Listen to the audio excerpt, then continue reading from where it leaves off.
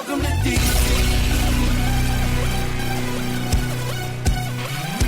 You know we're at the USA Cup. You're taking it slightly, I'm taking it slightly. Now how you don't act on you won't be right back. Well, we gon' be right here, we gon' be right here.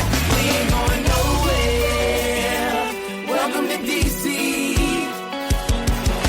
DC, the home of Chuck Brown. Oh, you don't know the sound? Well, let me break it down. The G.O., the G.O., the...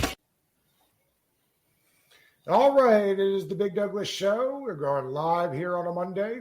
Very excited to welcome for the first time Ethan Cadeaux to the show. Did I get that right? Is it Cadeaux? Yeah, you did, Cadeaux. Yeah, I love it. The X on the end.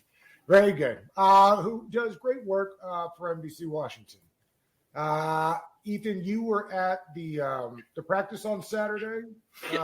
Give us a little taste of what it was like out there.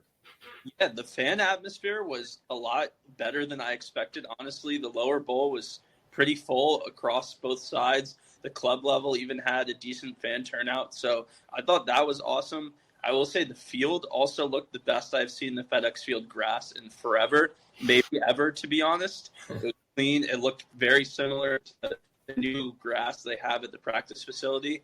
So all the aesthetics, the rebrand, I thought we give the team a lot of crap, honestly, when they mess up, but they did a really, really good job on Saturday night. So I was impressed. As far as the on-the-field play goes, there are some up and down moments. I would say Carson Wentz and his accuracy or lack thereof was probably the biggest storyline from that. He had some great throws, including 2 red zone touchdowns, one to Terry McLaurin, one to Curtis Samuel. Both were great throws that make you realize why Washington went out and got him. But then you have the 7-on-7 drills where he's missed some guys, and then even the QB wide receiver drills where there's no pass rush or no defender.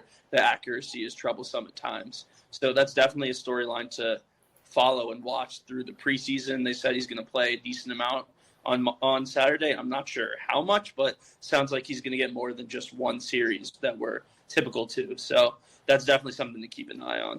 Yeah, I saw that today. It would be interesting because that has not been what happened the last couple of years here.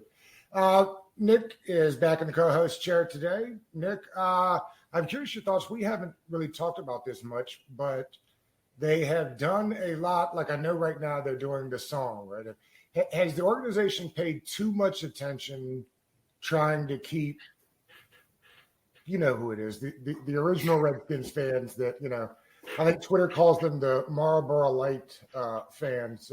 I mean, do we need a song? Where do you stand on some of these things where they're trying to move forward, but also be respectful of things that people have been around, that's been part of their world for so long? Where do you see kind of the balance there? And do you appreciate it, or is it too much?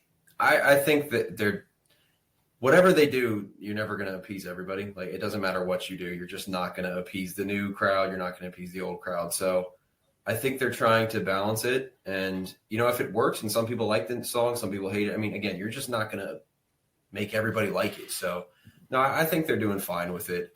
We just like to complain at stuff. But once football gets going, I don't think it'll be a problem. Ethan, where does the new helmet rank in your mind? I love it. Yeah. The burgundy matte was the best part of the entire uniform reveal, in my opinion. The black helmet, I've seen it in person a few times. It looks really good. I wish that was also matte black instead of the shiny, glossy look that they went with. But I would say the burgundy helmet of everything that came with the new uniforms is my favorite. It looked great under the lights. It looks great out in the sun at practice. So I think that's by far, I think it's one of the best helmets in the league, honestly. I do too. And the white uniforms grow on me the more I see them all the time. It would be interesting. I forget who I was talking to about the uniform stuff. Apparently the burgundy, that gradient, is something new that Nike's done. I think Washington's the first team that gets it, and I think the Rams are next up. But apparently the gradient fills up in motion.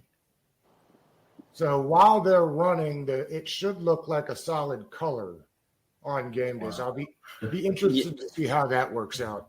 Yeah, I did not know that. That's crazy cool. If it's true. I'm sure since I said it here that it won't be true. but I'm fairly certain. Ethan, you do great writing for NBC, and I'm curious, what are you trying to achieve when you set out to write a story? Basically, what I want to do is tell stories that, one, fans want to know, like players that maybe aren't being talked about as much. Like today, I wrote something on Sam Cosmi. He's not really a fan favorite yet. He's kind of a second tier sort of player on this team, but if this offense is going to be good, he's have to have a great year. So kind of the secondary stories, it's kind of my role right now that I'm trying to achieve, and maybe just more of the stories that aren't being told by the everyday guys that are out there. I did a pretty cool story, I like to think, on all the number changes. We had 5 players change numbers this year, and I talked to each one of them about it, and I thought that turned out really well. Got some really funny answers, including Derek Forrest saying 48 just looked hefty on him, so he wanted to get out of that. So I read it. He's not wrong. It did look hefty on him. Like, you can't be wearing 48 as a safety. It's got to be in the 20s or 30s. I think 23 looks much better than 41 for McKissick. Yep. And, 3 looks way 3 better is than a slick 23. number for William Jackson III. Yeah. And Forrest is having a good camp, so maybe the number change is the big difference there. And at the Buffalo nickel spot, right? Is that where they've had him running mostly? He's been playing more of the traditional towards the back, running with the 2s. The Buffalo nickel's been interesting. There hasn't really been one consistent player that's been there with the 1s. I mean, Benjamin St. Juste has been that 5th defensive back, but he's been more of like a slot corner, I'd like to say, not really the same role that Landon Collins was playing last year. So I think the defense might look a little bit different, where the Buffalo nickel isn't as like full of a position as it was last year. I just don't think they have that perfect hybrid linebacker safety guy the way they did in Landon. But there's a lot of positional versatility on the back end, from Cam Curl to McCain to even Kendall Fuller, who's played both inside and outside. And Benjamin St. Juste, he's 6'3", and they're lining him up in the slot. Mm-hmm. So I think there's a lot of chess pieces there that if they can make work, there's a lot of defensive mismatches, honestly, for a good way. And I was thinking that we obviously talk about the Buffalo nickel way, way, way too much, and you'll never hear another fan base or team really talk about their big nickel package the way that we do. I think it was just kind of an answer to a problem last year. I don't think it's going to be something that's as big. Like if you can get St. Juste that plays in the slot, then you're fine. You don't need to really worry about being in a big nickel. But have you ever seen, Ethan, have you ever seen them use 3 safeties on the field? And was that when they were using Forrest kind of down in that big nickel role? Yeah, they've experimented, and I think that's really what all of camp's about, just kind of seeing which players mesh together and stuff. I remember last year, even before they moved Landon to the Buffalo nickel role, they had Cam Curl playing a lot closer to the line of scrimmage and kind of having Landon and McCain in the back, and they kind of just did a flip-flop with Curl and Landon then. Curl is by far the player I'm most intrigued to watch in the secondary. I think he's the most versatile, to be simple about it, and I think he's really good in coverage and doesn't get enough credit for that as well. So I'm really excited to see how they use him, because I think he's the ultimate engine to this defense. We talk about the front 4 and how important that is, the lack of depth at linebacker behind Cole Holcomb, all the questions about Jamin Davis. I think Cam Curl is the number one reason this defense either succeeds or doesn't have a great year. Nick, what was the PFF numbers for St. Juste last year in the slot? Do you have those? Because he did play a couple of games there, I recall, before he got hurt. Yeah. He was interesting. I remember when I was going through his grades, he had 2 games. I think it was week 1 and week 8 where he was just getting cooked, and it was not great. And then other than that, here we go. So week 1 and week 8, if you combine those two, is 29.8, which is pretty bad. And then the other games, I believe it was like maybe 4 other games, it was 69.1, which is a little above average to above average, which is pretty solid. I have to see exactly what it was when he was lined up in the slot versus outside. But I think week 1 obviously makes sense because he was outside and he was going against Keenan Allen a lot. That makes sense. I got to check who he was going against week 8. But no, I'm not as concerned about St. Juste. I think I've talked about it before. Like his length allows him to be not as perfect technically. he can kind of get away with some stuff because his wingspan is a basketball player basically. So no, I'm excited to see where he can go. And if he fills that slot, I think sky's the limit for the defense. Ethan, what have been some of the camp battles that you've watched more closely since you've been there in camp? Yeah, it's weird because for a team that's had a ton of camp positional battles in the years past, they kind of entered training camp this year with a lot of their starters already solidified. Right. The two spots that have really kind of intrigued me are at tight end. Logan Thomas is obviously still rehabbing from his knee injury, and John Bates just returned today, wasn't even a full participant. He's been out most of camp. So it's not really a position battle, but seeing Cole Turner, Armani Rogers, Curtis Hodges, and a bunch of these other guys that typically would be running with the 2s and 3s get reps with the 1s and 2s has been really interesting. I think Cole Turner, barring he can stay healthy, can make an immediate impact as a pass catcher in the red zone. Him and Carson Wentz seem to have a solid connection thus far, and I think his height and his just natural wide receiver background will really help them in the red zone. So tight end's definitely one I've been watching, and then right guard with Trey Turner not really playing at all with a quad injury. We've seen Wes Schweitzer take snaps there. Sadiq Charles has taken snaps there. There's been a couple other guys. Rookie Chris Paul is another one I've noticed take snaps there. There's no solid, I think Wes Schweitzer's probably going to be the guy there, and I'm pretty high on Wes Schweitzer as a backup guard. He can play all three interior offensive line positions, which is super valuable now. But right guard's that's that one spot in the line where you don't really know who's going to be the guy just yet. So these camp battles are pretty important right now. And it's just for those that don't know, Trey Turner hasn't participated yet, right? He's been out with a hamstring. I think it's a quad, but okay. Yeah. Wes Schweitzer would be my preference, I think. But Nick, there's not that big of a difference, at least as far as the numbers are concerned, right? No, I've been a massive Wes Schweitzer fan. I think when he steps in at right guard, especially in the run game, he's a mauler. And I think he's serviceable enough in the pass game to where you don't have to worry about him as much. So I think he would fill in right guard, but I know he was injured, and we have to see how he comes back from that. But, yeah, I think Wes Schweitzer is the hopeful answer there. Yeah, I'd agree with you. I also would like to point out, I haven't heard anything about this, but Eric Flowers is still a free agent. So if there was another injury, that's a familiar name that maybe they try and bring back. Mm-hmm. You, speaking of familiar names, you had mentioned them earlier. I know Ron tends to go with the young guys. Do you think they're interest in bringing Collins back? It's hard to say. Who's still out there. Yeah, I wouldn't say so right now. I know there's been some kind of hints on social media that he'd want to come back and stuff like that, but I just don't really see a specific path where they bring him back right now. It's a little early to be diagnosing and breaking down the complete 53, but I am curious. We were talking about the tight ends. It's an interesting room. How many do you think they can keep? It honestly depends if Logan Thomas will be back to be on that active roster come final roster. Do you think he will on day one, or do you think he'll end up being on the pup?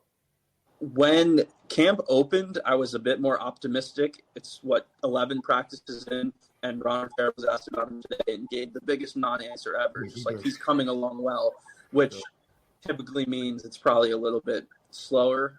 That's what I took from it. So I think he'd probably start on pup for now. It's only 4 games if you start the season on pup now as opposed to 6. And if he's not there, I think they keep 4 just because there's not that solid number 1. I mean, John Bates, Cole Turner are locks. Logan Thomas is a lock, obviously, if he's healthy enough. Armani Rogers has impressed me the most of the remaining guys. Sammis Reyes, been a little bit disappointed. He's missed some time at the beginning of camp and in OTAs with I think it was a shin injury. So he hasn't really made that year 2 jump that I would have hoped. So I'd say right now, Armani Rogers is probably that last tight end I'd have in on the 53. We know that Chase is going to start out on the pup, it sounds like. Who of the guys looking to get some of his minutes have impressed you so far in camp? Yeah, Casey Tuhill has by far been, of those pass rushers, the one that stood out to me the most. He had a couple nice plays during 11s on 11s with pads on Friday. Made some run stuff. Is that the kid from Penn State? Toohill, you're putting me on the spot. I have to check. Don't worry, that's my fault. I think it is though. Nah, you're good. Casey Toohill, I have it right in front of me, is from Stanford. So Shaka Tony's the Penn State guy. Oh, Shaka Tony. Yeah. Toohill, he made some nice plays on Antonio Gibson. I think he stripped him during red zone goal line work on Friday, which was a big deal. And then he recovered a fumble like 3 plays later. He's been impressive. James Smith-Williams has missed some time with injury. F.A. Obata has been another guy that's caught my eye a little bit. But we'll have to see that. The pass rusher depth behind Chase and Montez is probably my biggest question mark on defense. I know linebackers been the whole big story behind Cole Holcomb, Jamin Davis, all that, but they just don't play in base enough for me to really be worried about that much. Whereas defense pass rusher, these guys are playing 35% of your snaps. So that's why I'm a little bit more concerned on the depth there. They've been running more of the 5 defensive lineman sets.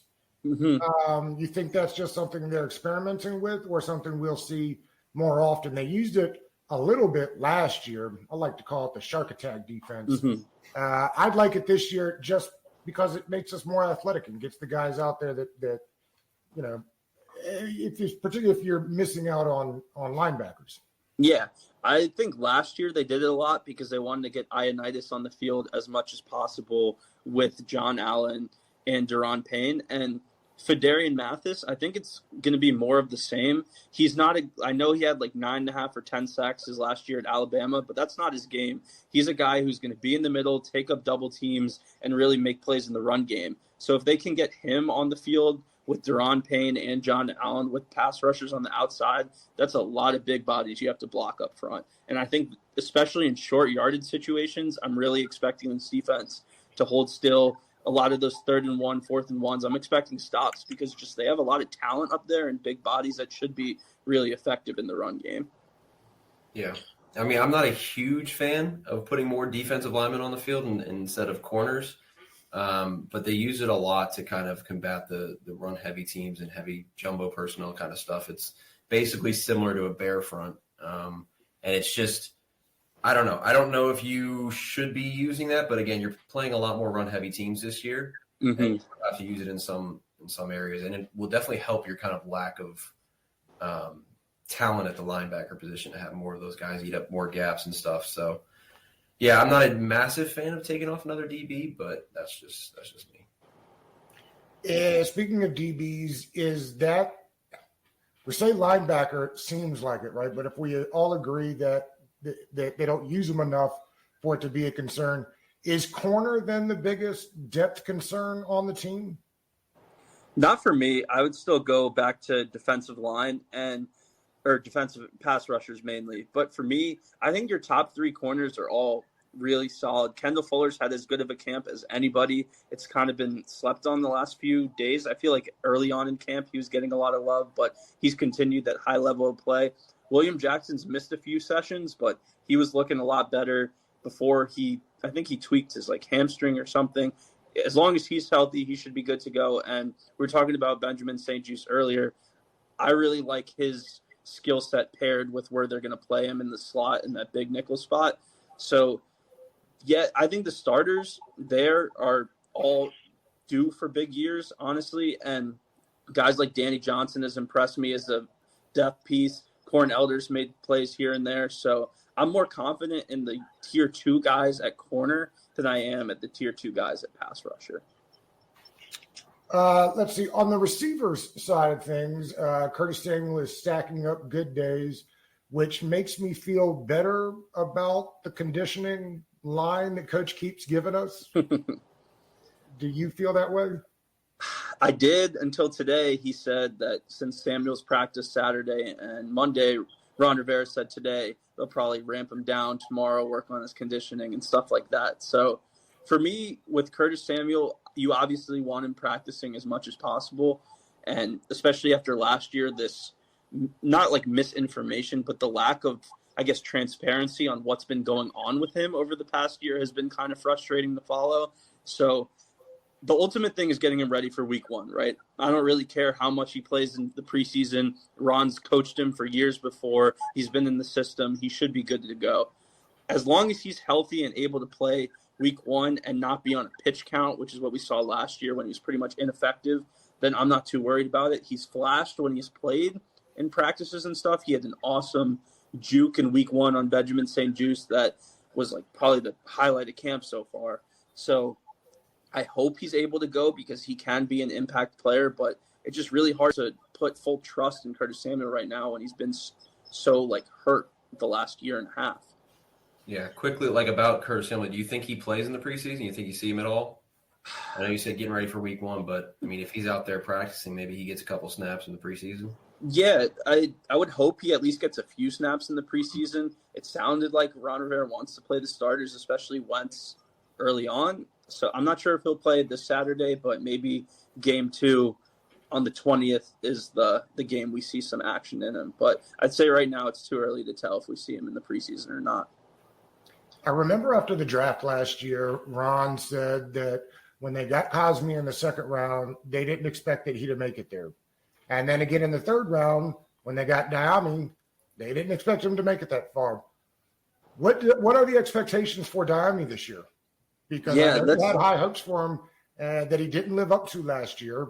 I know he's been working hard in the offseason. Where is the staff on Diami right now?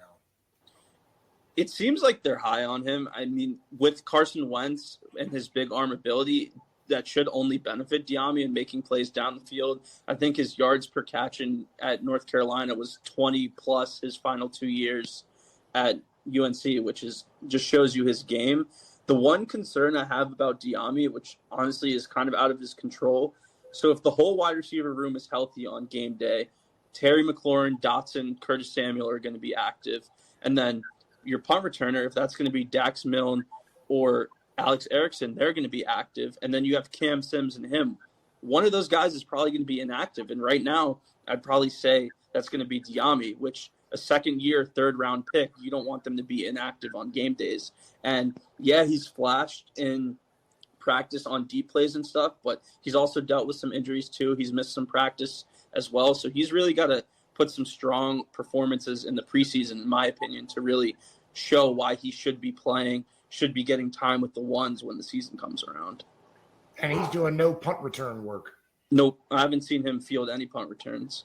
And you make it sound like how I feel that Milne will end up being the punt returner this year.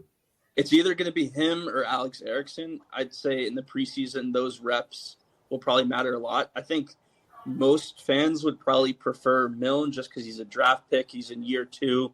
And he honestly showed some promise as a receiver in the slot, playing that Adam Humphries role from last year a little bit towards the end of the year. So I think most fans will want him. I know the staff likes Alec Erickson, so I think we'll ultimately have to find out. That's interesting because the staff has leaned towards their own draft picks as well. Mm-hmm. So interesting that sounds a little different than what they normally do. A couple things here before we wrap up. The running backs, I imagine they'll go with 3. That leaves Patterson out. Do you think that we'll finally get Gibson in the passing game as we've been praying for these last couple of years? As the fantasy football guys have been praying for. Yeah. Yeah. I would like to think so, but then if you asked me that in August of 2021, I would have given you the exact same answer. So right. Until we actually see him catching passes in a regular season game, it's hard to know because he has the skill set. He's obviously has a receiver background. Everything lines up that he should be having 50, 60 receptions a year. But I think he's had, 35 both his first and second year. Those 2 days when it looked like J.D. McKissick was going to be a Bill, I was like, look, they're finally going all in on Gibson as their pass-catching back. He's going to have that CMC-esque role that we've talked about. But then McKissick comes back. They use a third-round pick on Brian Robinson, who they've actually been pleased with him as a pass catcher as well. Randy Jordan, the running back coach, said it was a pleasant surprise how well Robinson's shown in the passing game. So I don't know. I really like Antonio Gibson. I still think he's the best running back on the team. I just don't know if they're going to give him the pass catching work that everyone wants him to see. This is a contract year for him? One more after this year. Okay. Because I want, when they drafted running back so high, we still don't know a ton necessarily about the philosophy of the front office and how they do things. I mean, they could just be a group that doesn't give running back second contracts, and so you'd have to start drafting them in the third and fourth round. Mm-hmm. What do you say, Nick? I say good choice on not giving him second contracts.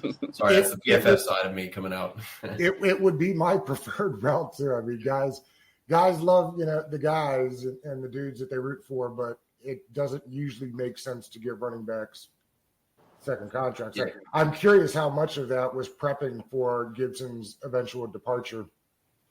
Yeah, that's a good point. Gibson's weird. It's a weird one to kind of think about. I mean, I wouldn't be surprised if you see a lot more Robinson throughout the season. There's something in me that just thinks that this staff doesn't really trust him. Obviously, we talked about the fumble issues, but there's a lot of time when you're watching the film that he's just not hitting the right hole. And I just don't know if they can continue to trust him. And I don't know. It's just a very, very weird situation, I think. Well, that's a high draft pick. You know what I mean? Like, there were plenty of running backs still available 4, 5, round 6. So the fact that they took him so early, I mean, obviously they had plans for what they hope that he can become. And we talked about this for the last couple of weeks, probably for the season. I think Robinson's going to get a lot of work. And to your point, Nick, the fantasy folks probably hate it because a lot of that work's probably at the goal line where they can smash him. Even the team, I remember when Ron took the job, he mentioned the defensive line and the defense. And I know that they had kind of built this thing to lean on the defense and run the ball. It feels, first of all, that's not how the NFL is played anymore. I will continue to say that. It's just not how it works. I was going to say it if you didn't. Yeah. But they are building an offense that should allow them to be one of these teams that races to 40. Is this the year that we finally see them become an offensive-minded team? It might be. I mean, they've given Carson Wentz all the weapons to succeed. I mean, you have 3 guys that run 4.4 or faster in Curtis, Terry, and even Jahan, I'm pretty sure, ran a 4.43. Jahan plays a lot bigger than his size, too, and he's flashed as much as any receiver so far. So I think between those 3, Carson has a ton of options in the passing game. I mentioned Cole Turner earlier as a guy. No one's really even talked about Logan Thomas when he comes back healthy, what impact he'll have. And you have 3 running backs. Yeah, the fantasy community hates how the split's going to be, but these are all 3 guys with different skill sets that can all make plays with the ball in space and with Gibson and Robinson in between the tackles as well. So you have guys that can do a bunch of different things, and it all comes onto Carson Wentz's shoulders. If he's able to find that rhythm, get the ball to his playmakers in space, I see no reason why this offense shouldn't be able to put up points. 2 more things. I'm curious on your thoughts just in general on Wentz and whether you think he can be the guy. I had said repeatedly that the last couple of stops, not all Carson's fault. Then we had Kevin Sheehan on last week, and he's like, listen, they gave him the biggest buyout to get rid of him and then immediately traded him after 1 year. There's got to be something going on there, which made me say, okay, yeah, maybe. So I'm curious your thoughts on Carson and whether he can get them to where they want to get to. Yeah, I mean, I'd say just simply put, he's better than Taylor Heineke. It's an upgrade. People need to understand that, yes, everything that people want to say about Carson Wentz, he is a better NFL quarterback than Taylor Heineke. And Heineke is a gamer. He put everything he had to in it last year, and they still won 7 games against one of the toughest schedules in the NFL. So you'd have to think, just like simply put, an easier schedule with a better quarterback. They should be a better team. Wentz, his good days, his good throws, you see him make a throw 50 yards downfield right on the money, and you're like, this is why they traded for him. This is the guy they want. But then, as I was talking about at the beginning of the segment, like when it's wide receiver QB drills, there's no defender, there's no pass rush, and he's sailing the ball over his receiver's head or throwing it in the dirt. It just makes you like cringe a little bit, roll your eyes. And all at like 27 touchdowns, 7 picks last year. Commanders fans would take that this year any day of the week based on the quarterback play they've had the last 20 years, honestly. So if he's able to turn in a similar year, I think he definitely comes back next year as the guy. Ron is putting a lot of his eggs in the Carson Wentz basket, as Wentz will be the guy to turn and start winning games for this team. So it's either going to go really well and this team's going to win 9-10 games, or it's going to go really bad. And at the end of the year, we're going to be seeing a lot of Bryce Young and CJ Stroud and maybe Spencer Rattler if he figures things out at South Carolina. A lot of that talk. So I think I don't think there's a lot of middle ground here. I think it works out really well or it implodes. I think it's just somewhere in the middle, or not in the middle. I think it's one end of the spectrum. Yeah, I think it's similar to the Ryan Fitzpatrick thing last year, but I think more drastic.